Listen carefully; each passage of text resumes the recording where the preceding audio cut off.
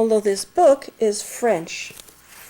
This address book is French. So this could be the transition address book, a valuable piece of information for my family story. Now,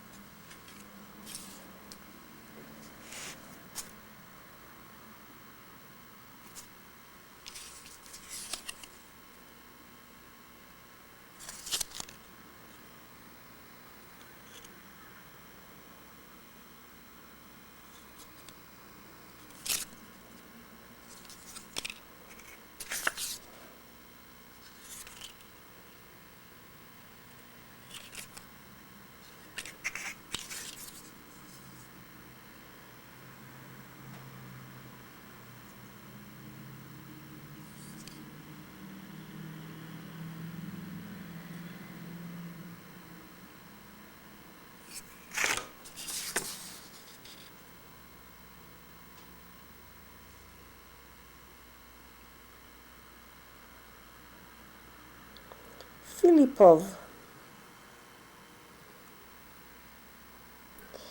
12 rue de Chabrol, Paris.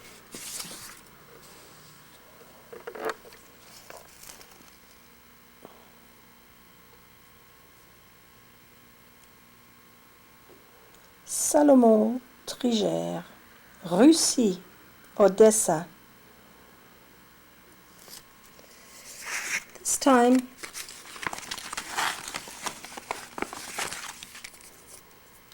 the birth date is the 18th of January. This is done in 1919.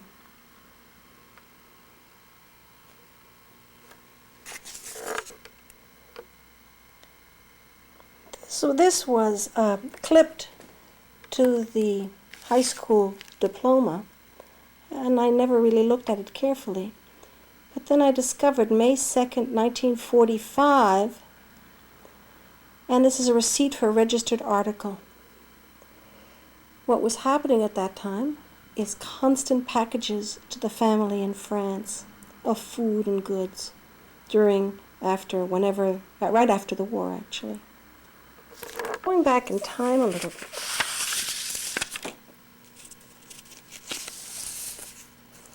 The family business.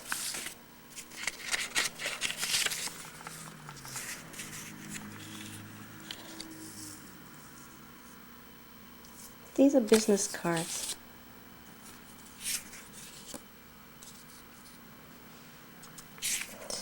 This one will be the last one.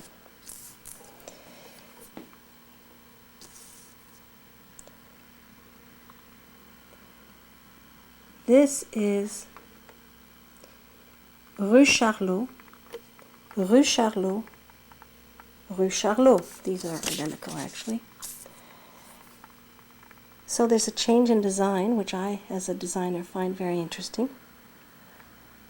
I suspect that it goes from here to here, and then to here. But this is a different place. This is Boulevard Poissonnière. This is my grandfather's business. He's a tailor. And this is my father and his partner's business. Now, this is my grandmother's business. She was a seamstress.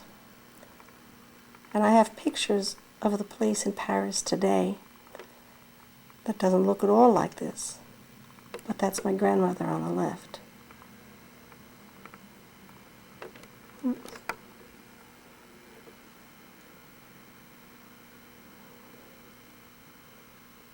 Dresses, coats, furs.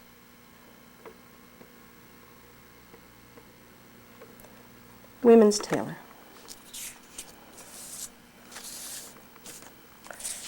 And here's a letterhead. July 1923. They have a London address, which I find fascinating.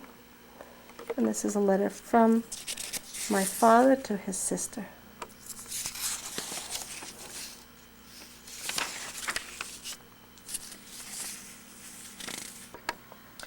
This is by far one of the more interesting pieces I found.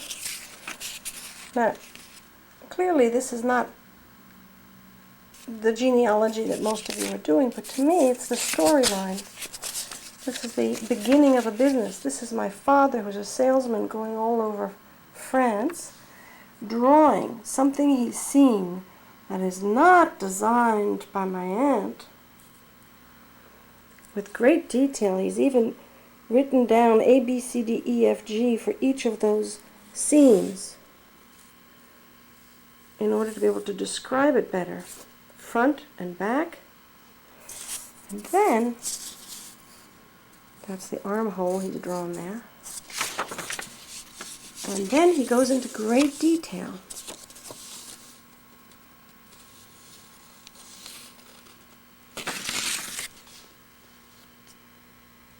And explanations about the difficulty and the pocket and etc.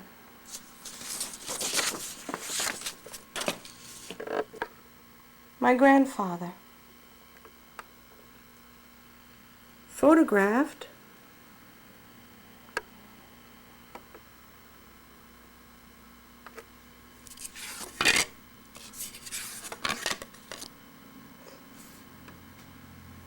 I would think this had to be in Russia, but I'm not understanding why it's not written in Russia. He looks too young to have been in France. And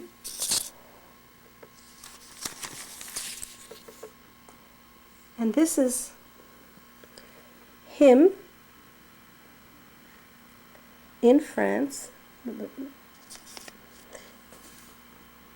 And the date is 1918, 21st of June, at the police station. Alexander VI Trigère, Monsieur Trigère Alexandre VI, nationalité russe, resident of Paris, and his address.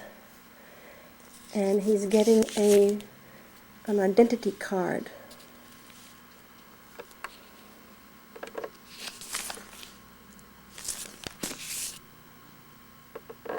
Back for a moment to Rue Charlot, where I was understanding that this is where they worked.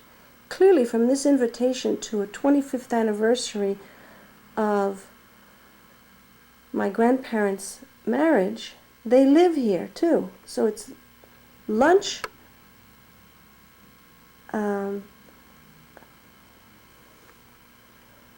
lunch, that's interesting, it's written in English.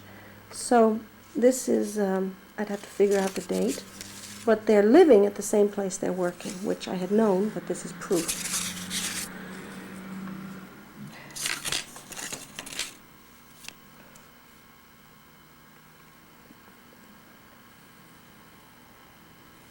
This is the subject I find so interesting.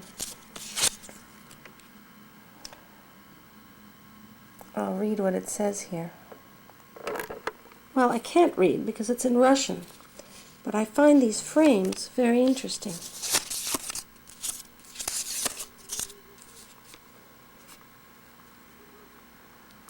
And I have translations. Fond memories and the date before departure to Saratov.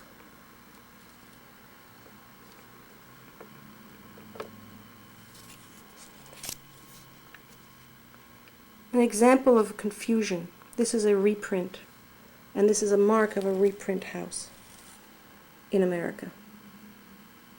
This would be French if it were done at the time it had been taken.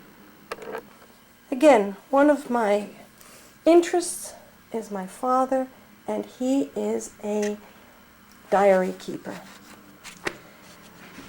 What this gives me is a lot of fund of information of a narrative type, but also of details of names. For instance, this page, January 1977, he's writing at the top, souvenir of 1924. He's writing names, but mostly if he writes it's in French. He's writing names and their addresses. He's remembering. This is his attempt at genealogy.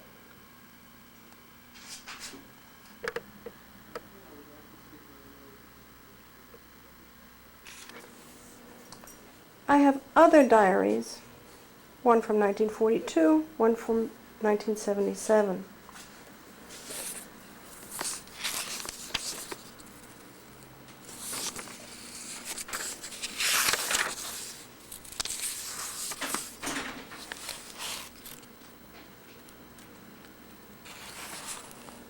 The date they signed the lease on their first office.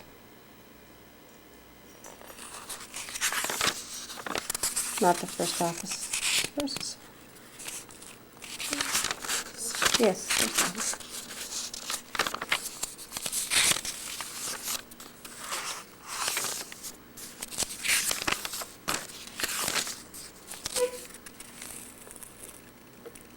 The plans for the business.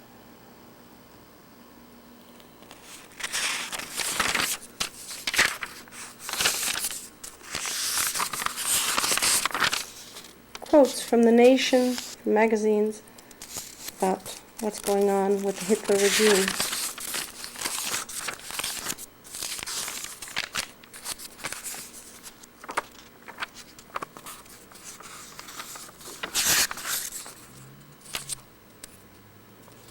Debts to refill, to pay back.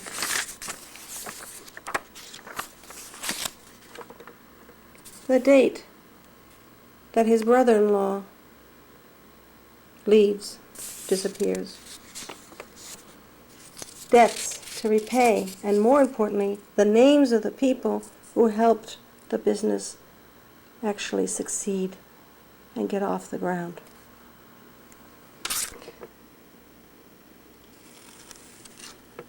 Codicil to my testament.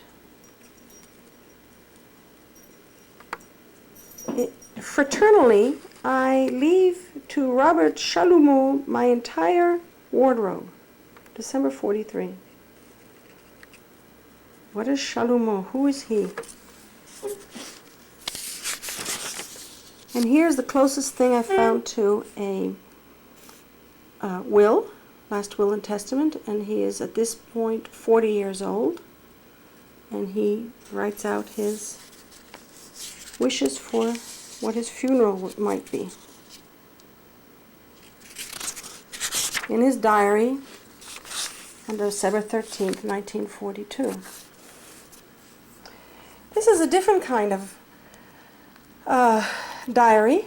It's a party, dinner invitation diary, and it belongs to my aunt. And she notes, she's got a special book for this. There's a plan of the table. There's a list of the food, the names of the invited people,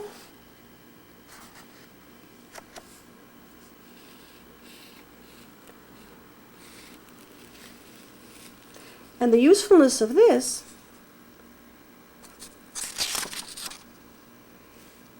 is finding out if somebody's still alive at a certain date, on a certain date, or the name of somebody's husband or wife.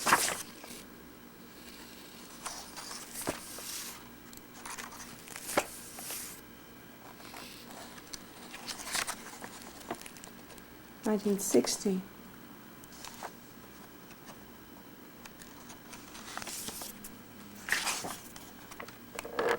And of course, passports.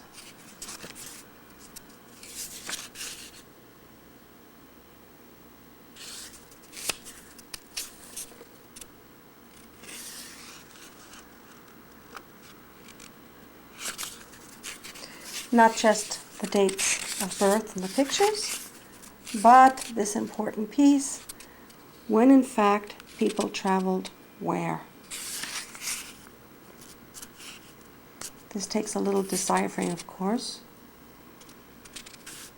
Here, you can see that I'm excluded from this passport on a certain date because, in fact, I've already traveled separately.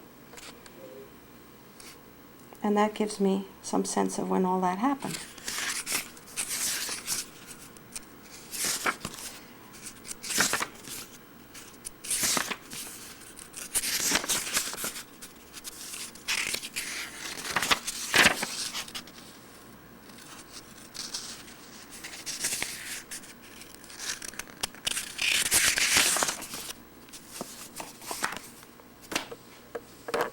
This brings me to a whole other theme of how I got information for identification of people in pictures and in genealogy charts.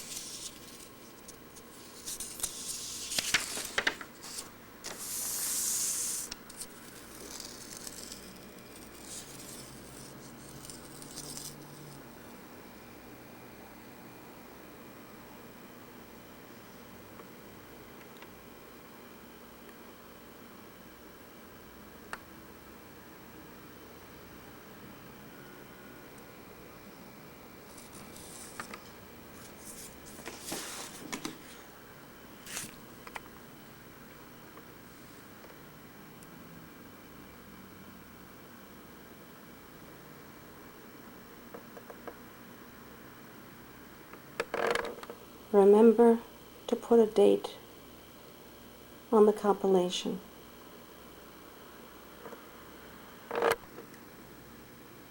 This is the letter I sent to everybody asking them to look over the chart. I did that particular work 1978, January 18th. Another project, recorded interviews on audio tape or videotape.